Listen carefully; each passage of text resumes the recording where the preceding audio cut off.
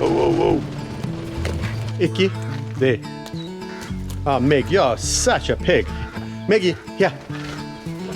All right, good morning, everyone. And yeah, welcome to part 2 of trying to move all the lions around at the sanctuary.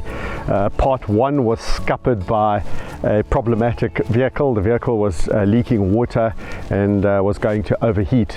All right, so we've arrived at Echo and Naobi.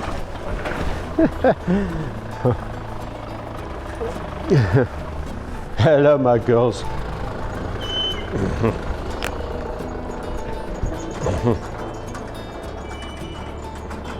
So yeah, some people ask if they recognize me if I wear like a beanie or, you know, look a little bit strange. So yeah, obviously obviously they do.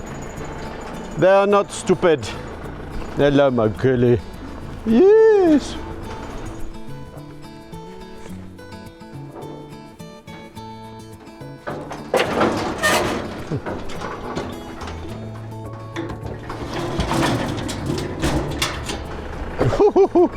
Look at her giving it horns.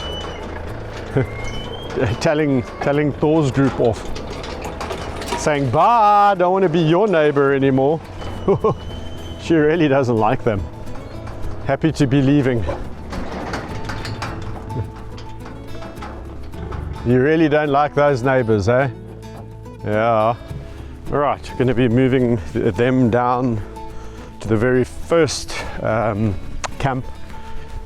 Nice camp because you get to see all the visitors coming in. How are Echo and Naobi since Siam passed? So yeah, I think obviously the two girls really loved Siam, as we all did, but they have, as they have to, they have gotten on with it.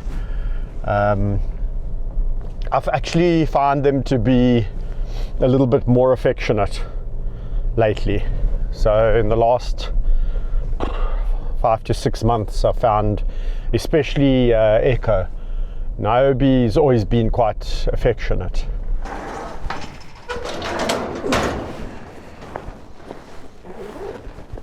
There you go. Yeah.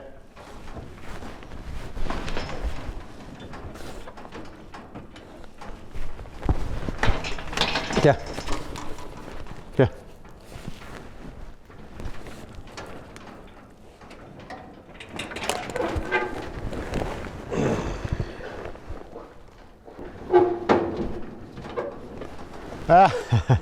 You're waiting. Okay, yeah. Here's a massive shout out, guys, to Steve Jones. So Steve, you recently turned 73. Man, oh man, what a milestone. And you've got the same condition as this big guy here. So it's quite fitting that I'm here sitting with Bobcat, and you guys can both chat about your spondylitis. So yeah, glad you love the content, and I'm glad you love this big guy. He's such a gem, and yeah, he has a world of support out there. People absolutely adore this lion. He's as I said earlier, the epitome of what a lion should be like. So Steve, hang in there. 73 good innings, but many more years ahead. Next up, Vaetsi and Ginny. They are going to move to where Echo and Naobi were. Guys, move. There you go.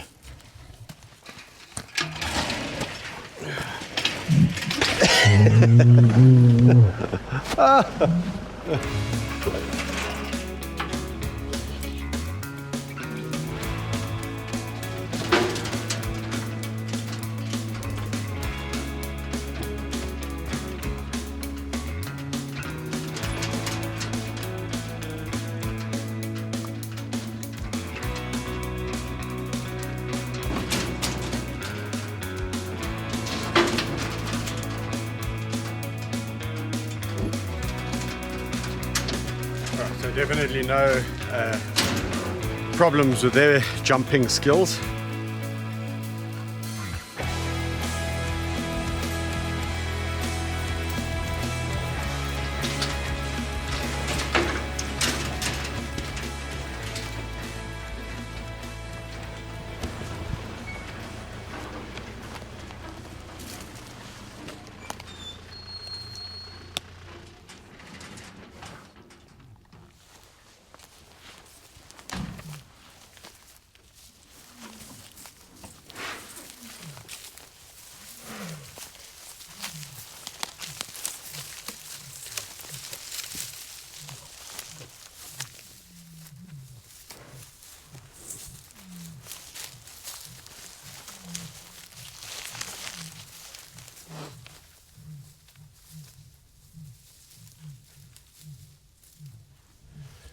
Yeah, and that, guys, is a sign of a very confident male lion getting out. They have no issues jumping out the vehicle.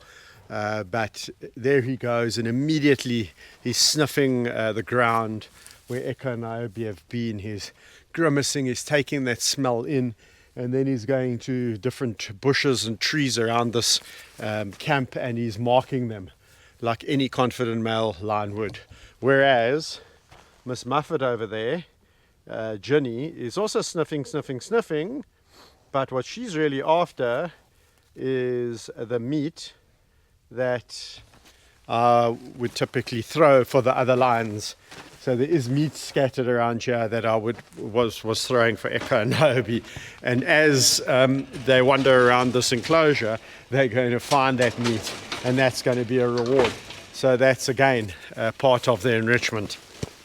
So not only is moving the lions around so important for their mental and physical health, but you can see there's so many other added advantages to doing the move, not just a change of environment, but now there's other animals that have been in here, the other lions' smells, urine, even feces, all sorts of things. This is just a new environment for them to go and explore for hours on end, and just keep that brain active and occupied. So one of the best things you can do for these animals in a captive environment, besides doing the lovely enrichment walks that I do with them, is changing their environment, changing their camps, changing their neighbors. So now they got new neighbors, they can go and shout the odds through the fence and tell each other what they think of each other. And then after a few days, it all wears out. And then, in a couple of weeks, it's time to move everyone around again. All right, Georgie, last but not least, do you think they're going to load? I think a slight change of plans. George is scuppering my plans. What? Can we take George and Yami, bring them down here? Yeah. Then those two, remember we spoke that we can just let them stay up north.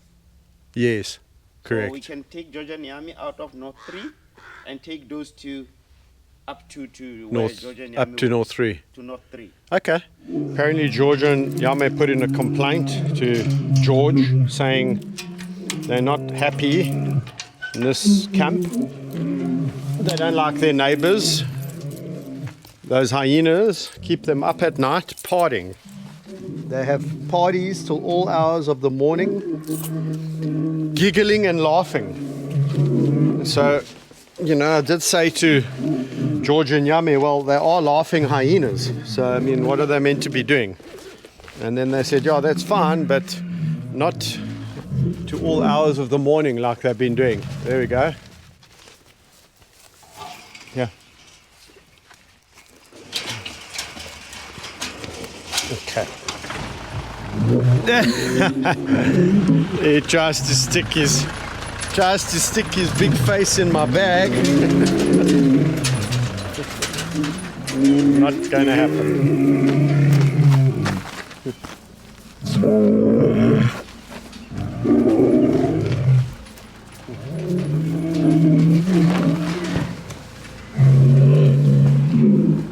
It's a popo.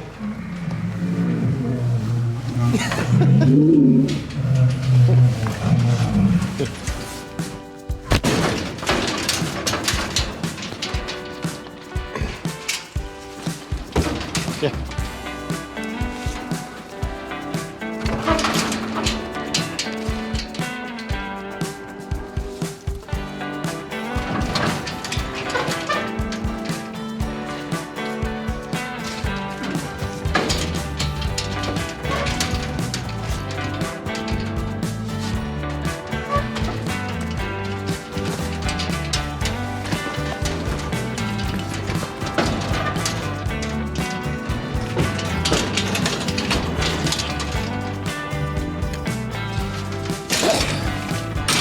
Thanks, George.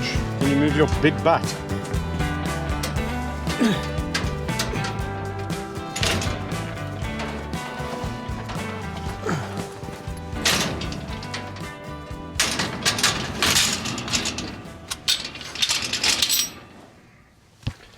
fat bottom lions, you make the rockin' world go around.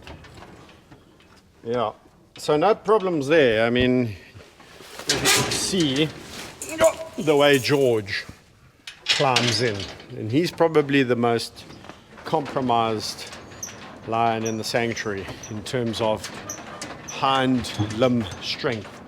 Okay, thanks George.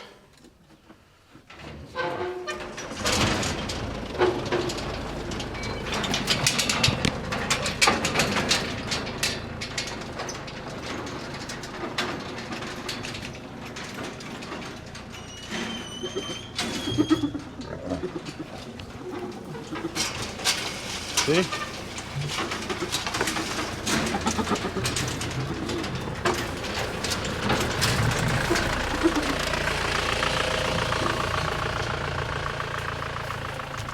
What's so funny? Hey Ringo? Nancy, what's so funny?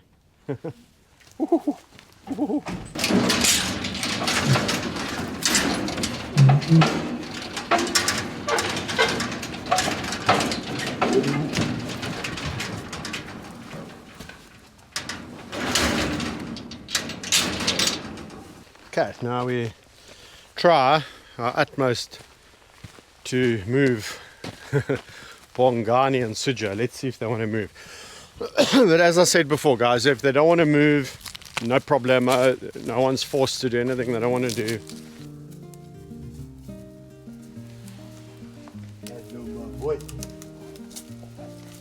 All right, he's coming.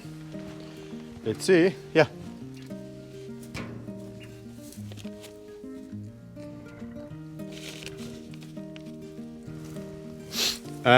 Guys, so we're gonna have to walk these two to the next enclosure because Bongani, he's got no strength even in his upper body. So even when he tries to hold on to a piece of meat, you can see him tremoring and he hasn't got the strength, and that's why he can't pull himself in.